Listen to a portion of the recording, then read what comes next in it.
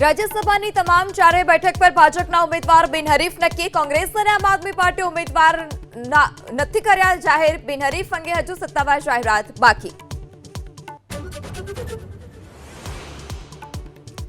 ABP અસ્મિતાના હું તો police કાર્યક્રમની જોરદાર અસર. ગોતામાં દૂષિત પાણી મુદ્દે એમસીના મેયર, ડેપ્યુટી મેયર સહિતના સત્તાધીશોને સીએમનું તેડું. રોગચાળો નાથવા પ્રિમોન્સૂન કામગીરી પૂર્ણ કરવા અપાઈ સૂચના. પાટણમાં 398 કરોડના સાયબર ફ્રોડ કૌભાંડમાં પોલીસની મોટી કાર્યવાહી. ઓપરેશન મ્યુલ હન્ટ અંતર્ગત 20 શખ્સ સામે ગુનો, 14 આરોપીની કરાઈ અટકાયત.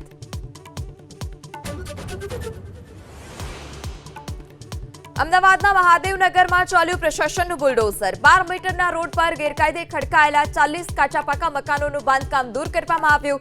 એસ્ટેટ વિભાગે ચુસ્ત બંદોબસ્ત સાથે કરી કાર્યવાહી.